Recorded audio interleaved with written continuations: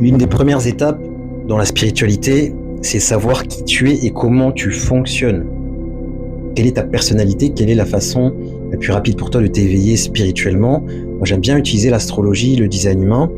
Et dans ces méthodes-là, il y a quelque chose qu'on appelle les 6 lignes. Je sais pas si tu connais ou pas. C'est 6 traits de personnalité. Il y a l'investigateur, il adore faire des recherches, il adore la connaissance.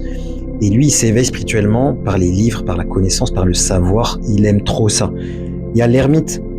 Lui, il a besoin de temps seul pour canaliser, digérer. Il s'éveille spirituellement quand il se nourrit de moments seuls et qu'il gère sa créativité et son intuition. Il canalise. Il va s'éveiller par canalisation. Pas besoin de théorie. Le troisième, moi je suis comme ça, c'est l'explorateur. Nous, on s'éveille en testant dans la matière, en pratiquant, en faisant des essais, des erreurs. Le nombre d'erreurs que j'ai fait, d'échecs que j'ai fait, le nombre d'entreprises qu'on a fermées, de problèmes, c'est chaud. Et on apprend, et on apprend, et on apprend. Et après, je vous partage moi ce qui marche, qu'est-ce qui marche pas, c'est ma force. Il y a les solutionneurs. Eux, ils sont forts pour résoudre des problèmes. Ils voient un groupe de gens, ils arrivent à voir les problèmes exacts et donner des solutions innovantes. C'est leur force. Ils s'éveillent spirituellement en aidant les autres et en apportant des solutions.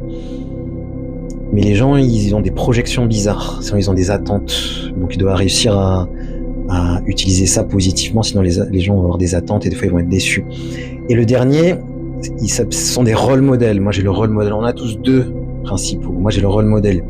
De 0 à 30 ans, on agit comme l'explorateur. On teste, on essaie, on fait des voyages. Moi j'ai fait un tour du monde. En un an, on fait 10 ans. On a tellement d'expérience. De 30 à 50 ans, on va être un peu comme l'ermite. On va être plus en observation, en retrait. On en a marre d'échouer. Moi je suis aussi dans cette phase de guérison. Et elle est compliquée parce que on se sent imparfait, on a eu tellement d'échecs et pourtant on doit être là à continuer à aider. Et après les 50 ans, on est vraiment le rôle modèle, le sage, et on montre par l'exemple. Ceux qui ont le rôle modèle, souvent on est copié. Moi, c'était un truc que j'ai du mal à gérer. Et du coup, je l'ai transformé. Aujourd'hui, je forme des personnes à mes outils, et ils deviennent des coachs, des praticiens, etc. Toi, tu sens que tu es plus lequel? L'investigateur, l'ermite, l'explorateur? J'en ai oublié un. Le 4e, c'est le réseauteur. Il trouve des opportunités par son réseau. Il est extraverti, il adore parler aux gens, il connaît tous ses voisins, il connaît le nom de tout le monde, il laisse tomber. Il a toujours une bonne adresse, les réseauteurs. Ceux-là, ils sont chauds. Donc toi, t'es plus quoi? Investigateur, ermite, explorateur, réseauteur, solutionneur au rôle modèle.